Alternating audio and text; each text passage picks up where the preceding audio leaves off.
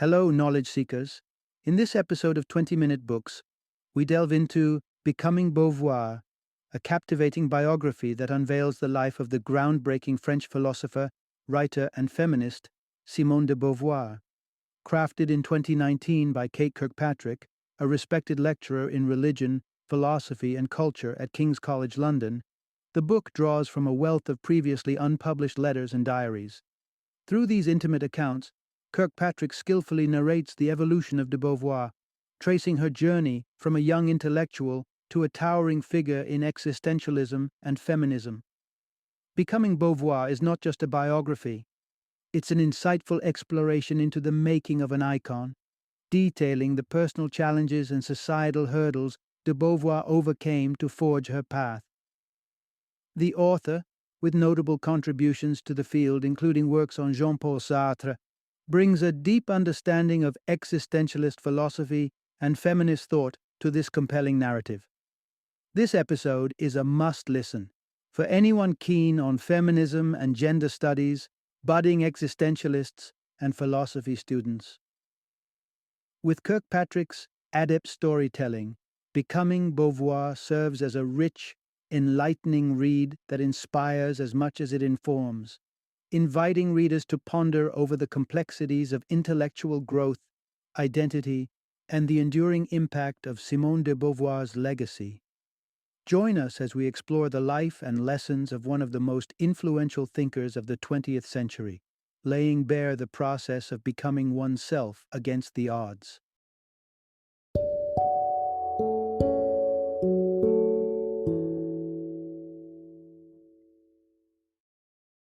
Becoming Beauvoir, A Life.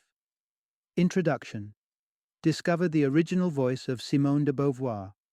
Imagine standing in the shadow of a giant, forever seen as an appendage rather than a force of your own. For too long, that was the fate of Simone de Beauvoir, a philosopher whose work has danced on the edges of conversations dominated by her lifelong partner, Jean-Paul Sartre. But the narrative surrounding Beauvoir's intellectual legacy is ripe for a revolution. More than just Sartre's counterpart, Beauvoir was a brilliant, independent thinker whose ideas have left an indelible mark on the world. Let's embark on a journey to uncover the true Simone de Beauvoir, the woman behind The Second Sex, a book that not only challenged societal norms in 1949, but also ignited the spark of second-wave feminism. Simone de Beauvoir didn't just live in the shadow of Jean-Paul Sartre. She thrived alongside him, creating a body of work that was as original and impactful as that of any of her contemporaries, including Sartre himself. However, the journey to acknowledging Beauvoir's singular contributions has been fraught with obstacles, many of which stem from the all-too-common inclination to minimize the accomplishments of intellectual women. It's time to unravel these misconceptions and explore how Beauvoir's unique perspectives and ideas came to be. In our exploration, we'll delve into the myriad ways religion influenced Beauvoir's worldview, shaping her thoughts on freedom, existentialism, and the feminine condition. We'll discover the childhood novel that captured her imagination and set her on a path toward questioning societal norms.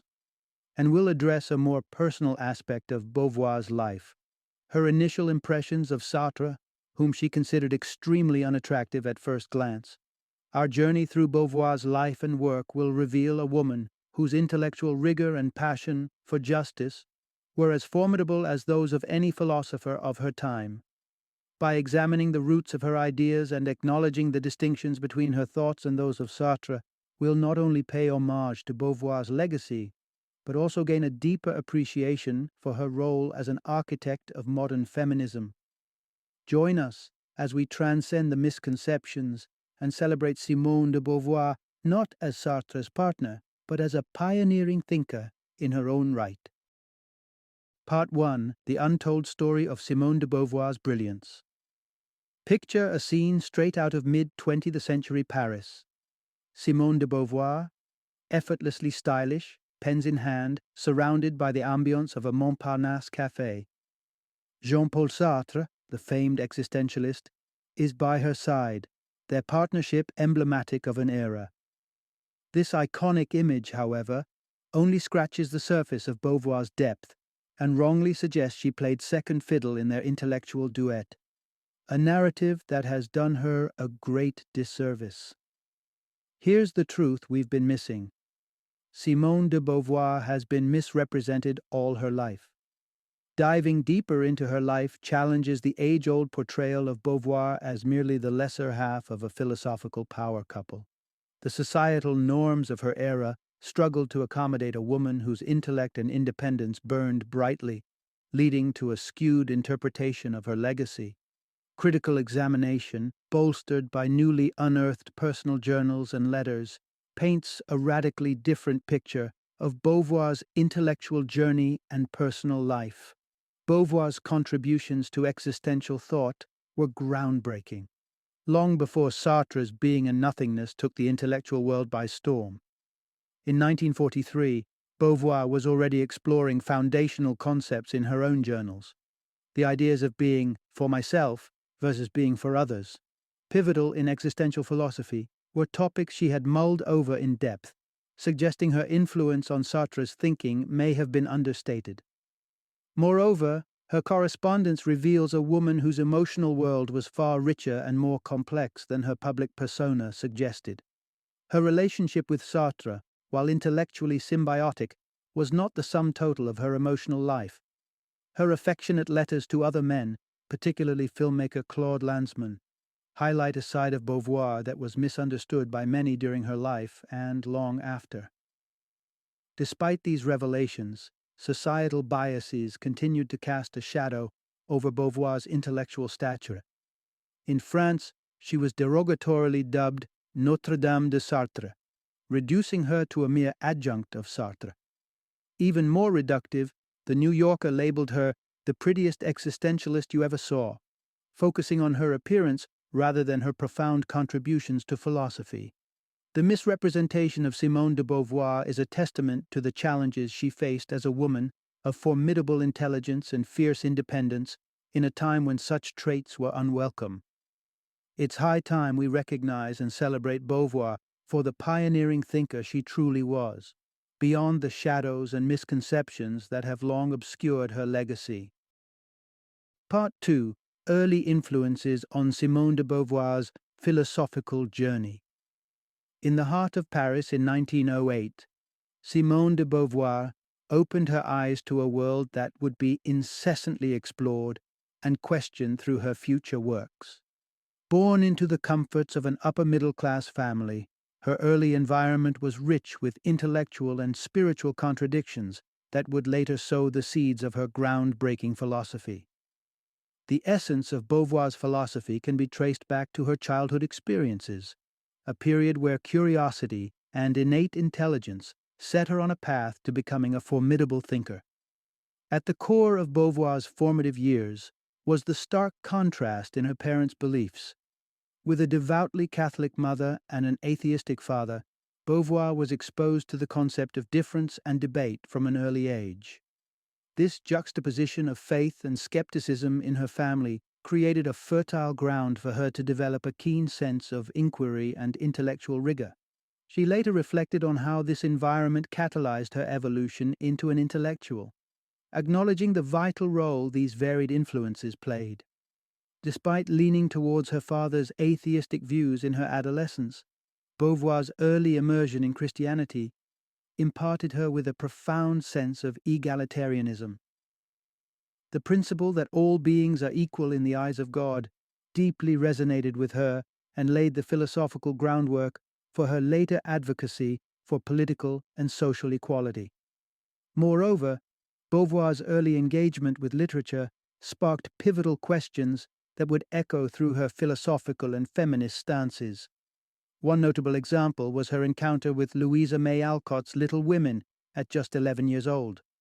The character of Jo March, a woman who eschews traditional roles in pursuit of knowledge and creative freedom, deeply influenced Beauvoir's thoughts on women's autonomy and intellectual aspirations. This early exposure to the idea of a world where women could break free from societal constraints to pursue their dreams led Beauvoir to wrestle with notions of love, equality, and partnership. She envisioned a model of love-friendship where relationships would be grounded in intellectual and emotional parity rather than traditional gender roles. Simone de Beauvoir's journey into philosophy and feminism didn't abruptly begin in adulthood. It was a continuum that started from her childhood. Her upbringing, marked by contrasting religious views, exposure to literature that challenged societal norms, and an early embrace of egalitarian principles, were the precursors to her revolutionary ideas. They shaped her into the towering figure in philosophy and feminism that remains influential to this day. Part 3. From Faith to Philosophy. The transformation of Beauvoir's worldview. Simone de Beauvoir's childhood was steeped in the serenity of early mornings at her family's country estate, where the beauty of dawn seemed to affirm the existence of a divine creator. This profound connection to nature and God marked her early years, where attending Mass thrice a week and aspirations of sainthood defined her existence. Yet, the transition from childhood into adolescence brought with it a tide of questions and doubts that would profoundly reshape her understanding of the world and herself. Beauvoir's relationship with faith undeniably forged her philosophy, leading her to wrestle with the inconsistencies and injustices she observed within the religious frameworks that surrounded her. At the heart of her disillusionment was the glaring hypocrisy within the constructs of gender and morality upheld by society and, by extension, her faith. The stark contrast between her father's libertine lifestyle and her mother's constrained existence as a virtuous caregiver highlighted the unjust double standards imposed on men and women. Such contradictions became a catalyst for Beauvoir's questioning of the divine order and the moral dictates of her religion. A disconcerting encounter at a Saint-Sulpice bookshop only served to accelerate her doubts. The faith that had once offered her solace and a sense of purpose now seemed insufficient to explain or justify the complexities and flaws of human behavior. This led Beauvoir to entertain the notion of a godless universe, a radical shift that laid the groundwork for her exploration of existentialist ideas. Beauvoir began to ponder the premise that if there were no celestial guide to dictate the purpose and direction of one's life, then individuals must chart their own course through their actions and decisions. She embraced the idea that the act is the affirmation of ourselves, a principle that would later become central to existentialist philosophy, often credited to her partner, Jean-Paul Sartre. Yet it was Beauvoir who first articulated these notions, emphasizing the human ability to define oneself through choice and action rather than divine predetermination. Despite her departure from organized religion and the embrace of atheism, the spiritual fervor of her youth did not disappear. It transmuted into a philosophical calling that Beauvoir likened to that of a prophet. She felt a profound inner conviction that she had a message of significance to share with the world, echoing the biblical story of the prophet Isaiah, who, when God sought a messenger, boldly proclaimed, "Here I am, send me." Beauvoir, too, heard a resolute voice within, urging her towards her philosophical destiny with a repeated whisper, "Here I am, here I am." Thus, through her spiritual disillusionment and struggle with faith, Simone de Beauvoir's philosophical inquiry took shape. Her journey from religious devotion to existential questioning reveals the complex interplay between belief, doubt, and intellectual awakening that would ultimately define her legacy as a critical thinker and feminist philosopher. Part 4. How a Visit to Lourdes Shaped Beauvoir's Philosophical Outlook. Life is a tapestry of moments, some mundane, some monumental. Among these, certain experiences can pivot our worldview in unforeseen directions.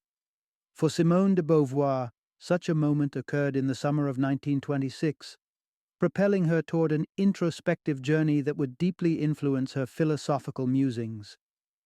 During that fateful summer at the tender age of 18, Beauvoir ventured to Lourdes, a revered Catholic pilgrimage site, with her aunt. Little did she know that this visit would leave an indelible mark on her thoughts. The essence of this transformative experience lay in Beauvoir's confrontation with human suffering on a scale she had never encountered before. The sight of the sick and the ailing, all congregating in hope of a miraculous healing, presented Beauvoir with a reality starkly different from her own.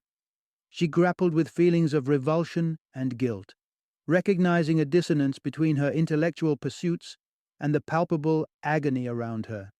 This encounter thrust her into a profound moral dilemma. Should she forsake her own desires and ambitions in an act of self-sacrifice to alleviate the suffering of others?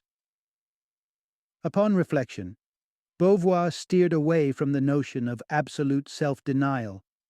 Instead, she resolved to strike a balance, holding firm to the belief that it was neither selfish nor shameful to pursue her own fulfillment. She aspired to lead a life that was both generous and authentic to her individuality. This resolution signified a pivotal development in her moral philosophy, advocating for a life led with purpose, integrity, and empathy without negating one's own existence. This introspection at Lourdes also led Beauvoir to question the very essence of morality and human interconnectedness. Could a moral framework be built upon mutual respect and the acknowledgement of each other's freedoms? She believed so. For Beauvoir, true independence did not require isolation. Rather, it demanded a conscious effort to engage with and contribute to the lives of others, while nurturing one's own intellectual and emotional growth. Moreover, this episode underscored for Beauvoir the importance of integrating intellectual knowledge with the visceral realities of life. She came to view literature, not philosophy, as the ideal medium for this synthesis. Through its narrative power, literature could encapsulate both the complexities of human experience and philosophical insights, bridging the gap between abstract ideas and tangible emotions. Emboldened by her revelations at Lourdes, Beauvoir began to pen Tentative d'existence, an attempted existence, a nascent literary endeavor that underscored her commitment to exploring the depths of human existence. At only 18, she made her first foray into weaving philosophy with storytelling, a practice that would define much of her illustrious career. In sum, the summer of 1926 was not just another season in Beauvoir's life. It was a crucible in which her philosophical identity was forged. The lessons gleaned from Lourdes about compassion, ethical responsibility, and the fusion of thought with experience became cornerstones of her intellectual journey, shaping her future contributions to philosophy and literature. Part 5. The beginnings of Beauvoir and Sartre's intellectual union. In the corridors of higher education, amidst the rigorous pursuit of academic excellence, the paths of Simone de Beauvoir and Jean-Paul Sartre first crossed. Following her triumphant academic journey through school, Beauvoir had set her sights on the prestigious realm of philosophy at the Sorbonne, culminating in her preparation for the agrégation exam, an achievement that would secure her a teaching position. It was within this intellectually charged environment at the École Normale Supérieure that she encountered Sartre, a fellow aspirant amidst the throngs of elite students. Their initial interaction, however, was far from the legendary partnership many might imagine. Rather than a seismic event that reshaped the landscape of her personal and philosophical life, their meeting was more an instance of cautious curiosity, with no immediate recognition of the profound influence they would exert on each other's thoughts and lives. Contrary to the fabled narrative of instantaneous intellectual magnetism, their early days were marked by modest yet significant engagement. Beauvoir, at that time, had her affections entwined with Sartre's friend, René Mayeux, reflecting the complexity and fluidity of personal connections among the circle of aspiring philosophers. An amusing episode unfolded when Sartre, seeking her company, ended up being assigned a date with Beauvoir's sister Hélène, thanks to Simone's less than flattering description of Sartre's physical appearance. The departure of Mayeux from the École Normale Supérieure, following his failure to pass the agrégation exam, opened a new chapter in Sartre and Beauvoir's acquaintance. Beauvoir discovered layers to Sartre's persona that transcended his reputation as the class clown renowned for his sharp wit. She found in him a generous spirit, willing to delve into philosophical discourse and share his insights with genuine enthusiasm. Their relationship began to deepen, evolving from intellectual camaraderie to an intimate partnership. Beauvoir lauded Sartre as the incomparable friend of my thought, yet even in these nascent stages, she maintained her independence, continuing to entertain affection for others, including Mahou. This period also dispels the myth of Beauvoir as merely Sartre's disciple or muse. She did not hesitate to critique his early works, offering candid assessments of his essays. Their intellectual exchanges were fertile ground for the development of ideas that would later define existentialist philosophy, ideas often mistakenly attributed solely to Sartre, but which were, in reality, co-developed or even initiated by Beauvoir. A testament to Beauvoir's intellectual prowess and her standing as Sartre's equal came when she passed the agrégation exam as the youngest person ever to do so, at age 21. Sartre, older by 3 years and having previously failed the exam, secured a marginally higher grade in the same year. This achievement underscored Beauvoir's formidable intellect and foreshadowed the indelible mark she would leave on philosophical thought. Their early encounters set the stage for a lifelong partnership of unmatched intellectual dialogue and exploration. It was a beginning marked not by thunderous declarations of destiny, but by the quiet, compelling draw of minds destined to challenge, inspire, and reshape each other's understanding of the world. Part 6. Navigating the Challenges of an Open Relationship, Beauvoir and Sartre's Pact. In the lush summer of 1929, as Simone de Beauvoir and Jean-Paul Sartre strolled through the meadows of Beauvoir's family estate at Mérignac, they were not just reveling in the beauty of nature, but forging a bond and shaping the blueprint of their relationship. As intellectuals passionately engaged in the discussion of life, literature, and philosophy, they envisioned a partnership that defied conventional ties, opting for an open relationship enriched by contingent loves. This decision, though profoundly aligned with their quest for freedom and self-realization, introduced a complexity in Beauvoir's emotional world and illuminated a darker aspect of such unconventional arrangements. Beauvoir's open relationship with Sartre was based on a shared conviction that living to one's fullest potential was paramount, a conviction that resonated deeply with Beauvoir, who was concurrently exploring love with 2 other individuals. Embracing the notion of loving multiple people, she saw the potential for growth and discovery within their agreed framework. However, as the boundaries of their relationship expanded to include others, notably the brilliant young student Olga Kosakiewicz, the theoretical serenity of their pact was challenged by real human emotions. Despite the intellectual agreement between Beauvoir and Sartre, jealousy and discomfort arose, casting a shadow over their ideal of freely shared affections. Sartre's infatuation with Olga and Beauvoir's reaction to it, coupled with the complexities when Olga shifted her affections elsewhere, tested the resilience and sustainability of their understanding. This phase marked a pivotal moment in their union, highlighting the delicate balance between freedom and the emotional labor required to maintain their partnership. Beauvoir recognized that relationships, even those carefully conceptually structured, demanded continuous nurturing to ward off the risk of disintegration. As the years unfolded, their circle of contingent loves grew to include several of Beauvoir's female students. According to Beauvoir and Sartre, these connections were formed within the ethos of mutual freedom and autonomy. Yet, this approach failed to fully acknowledge the inherent imbalance of power between a teacher and a student, eventually casting a shadow on their legacies. Critics later pointed out that, despite their intentions, Beauvoir and Sartre might not have fully considered the ethical implications of their relationships with younger, less experienced partners. In essence, Simone de Beauvoir and Jean-Paul Sartre's journey through an open relationship was both a testament to their commitment to living authentically and a case study in the complexities that arise when ideals confront human nature.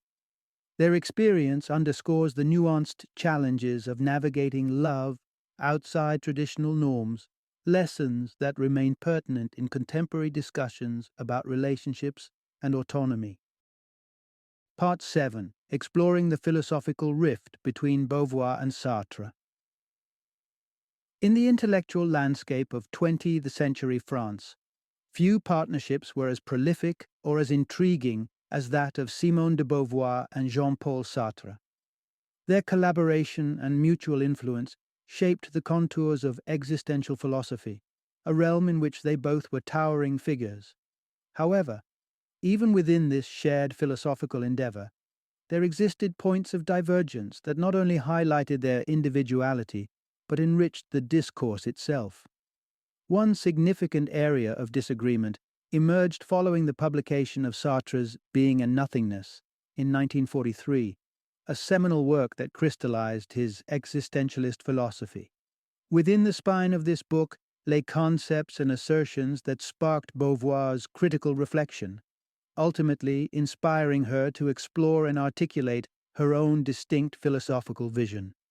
At the heart of their philosophical discord was Sartre's bifurcation of human existence into two categories: facticity and transcendence.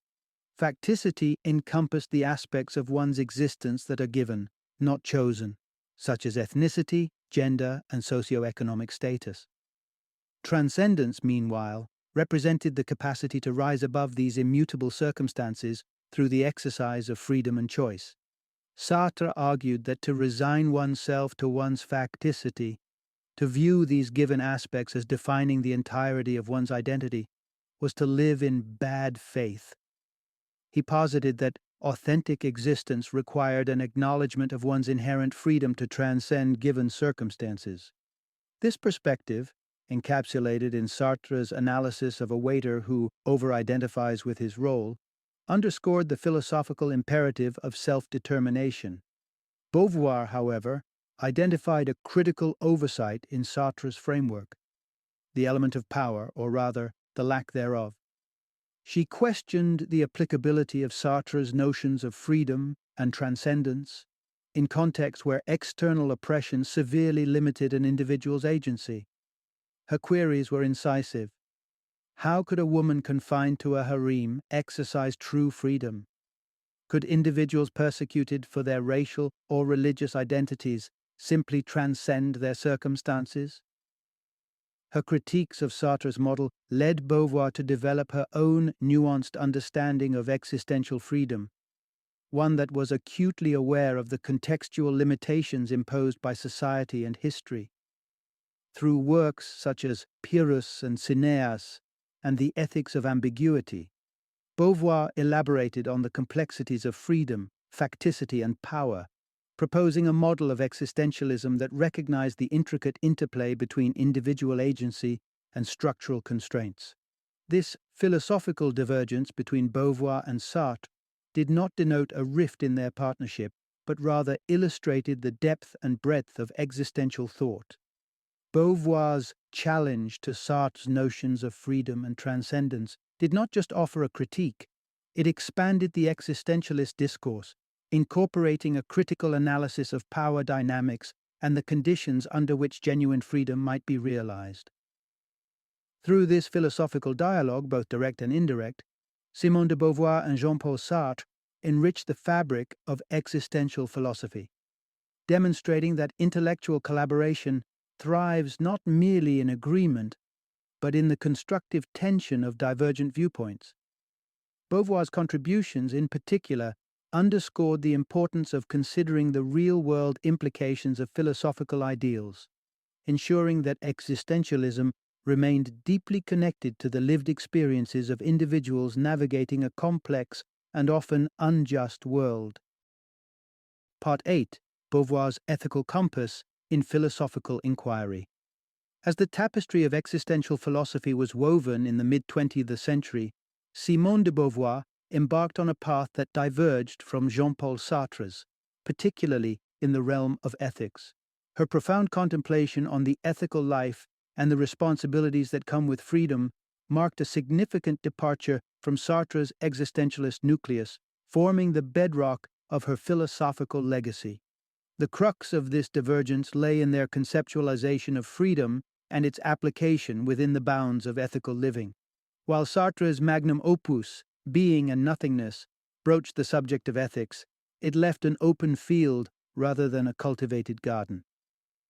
Sartre eloquently dissected the concept of freedom, yet he grappled with the practical implications of living freely in a world populated with others. Enter Beauvoir, who not only grasped the baton of freedom but also sprinted with it towards the arena of ethical inquiry. Through her seminal essay Pyrrhus and Cineas, she articulated a vision of ethics that underscored the significance of our actions and their reverberations in the lives of others. The essay leverages the historical anecdote of King Pyrrhus and his advisor Cineas to dismantle the notion that personal freedom and ambition are ends in themselves, devoid of broader social implications. Beauvoir challenges the existential vortex of nihilism, instead advocating for a philosophy woven deeply with the threads of relational ethics. Contrary to Sartre's infamous assertion that hell is other people, Beauvoir envisaged a richer, more nuanced tableau, a world where the essence of our being intricately intersects with the lives we touch through our actions. Her philosophical odyssey led her to a fundamentally different ethos, the belief in the ethical deployment of freedom. For Beauvoir, the pursuit of freedom was inextricable from the moral landscape of our decisions. The autonomy to choose one's path carried with it the weight of considering how those choices sculpt the conditions in which others exist. It was not merely a question of achieving personal freedom, but of wielding that freedom with a conscientious regard for the well-being of others. Beauvoir's work illuminates the intricate dance between individual freedom and ethical responsibility, championing a vision of coexistence that elevates the collective human experience. She posits that our legacy is not measured solely by the freedom we claim for ourselves, but by how we use that freedom to influence the world around us, a world replete with diverse lives, each intertwined with our own. At its essence, Simone de Beauvoir's philosophical journey was a quest not only for freedom, but for meaning in the exercise of that freedom. Her reflections on ethics serve as a beacon for those navigating the complex interplay between personal autonomy and the ethical contours of human relationships. Through her eyes, we glimpse a world where freedom and responsibility are not adversaries, but allies in the pursuit of a life rich with purpose and interconnectedness. Final summary. For years, the narrative surrounding Simone de Beauvoir was shrouded in misrepresentations, reducing her legacy to merely an extension of Jean-Paul Sartre's shadow. This skewed perception painted Beauvoir as a secondary figure within the intellectual milieu they both navigated. However, recent revelations have shed light on the depth of Beauvoir's originality, both in her philosophical endeavors and her personal life, challenging the long-standing misconceptions about her contributions and relationships. Simone de Beauvoir's journey into the realms of philosophy and feminism was deeply influenced by her early experiences. Her family dynamic, particularly the contrast between her mother's devout Catholicism and her father's atheism, initiated her into a life of questioning and exploration. These foundations, coupled with her passionate readings and reflections on religion and its societal implications, set the stage for the development of her distinctive philosophical insights. Distinct from Jean-Paul Sartre, Beauvoir pursued philosophical inquiries with a keen focus on ethics, exploring the complexities of living an ethical life amidst the freedoms and constraints of existence. While Sartre remained preoccupied with the abstract dimensions of freedom, Beauvoir ventured further, delving into the practicalities and moral imperatives of exercising that freedom within the context of human relationships and societal structures. Central to Beauvoir's philosophy was the belief that our lives are intricately linked with those around us, and that our actions have profound impacts on the lives of others. This conviction led her to advocate for a conscientious use of freedom, one that acknowledges and navigates the ethical responsibilities we bear towards one another. Through her writings, Beauvoir articulated a vision of existentialism that marries the pursuit of personal freedom with a deeply rooted sense of ethical obligation. In contrast to the image of a philosopher overshadowed by her partner, Simone de Beauvoir emerges as a formidable thinker in her own right, whose contributions to philosophy extend far beyond her association with Sartre. Her exploration of ethics, agency, and the relational nature of human existence offers a rich and nuanced perspective on the challenges and possibilities of living authentically and ethically in a complex world. As we re-examine Simone de Beauvoir's legacy, it becomes clear that her intellectual prowess and ethical inquiries have left an indelible mark on the landscape of 20th century philosophy. No longer confined to the margins of Sartre's influence, Beauvoir stands as a pioneering figure whose thoughts and writings continue to inspire and challenge us to envision a more just, equitable, and thoughtful way of relating to ourselves and each other.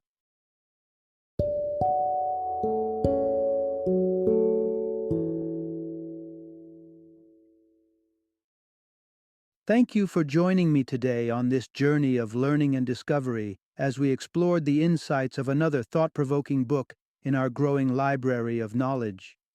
If you've enjoyed our time together, please take a moment to follow our podcast, give us a 5-star rating, and share 20-minute books with other knowledge seekers. Your support truly means a lot. Don't forget to join me again in the next episode, where we will delve into another enriching book. Until then, happy reading and happy listening.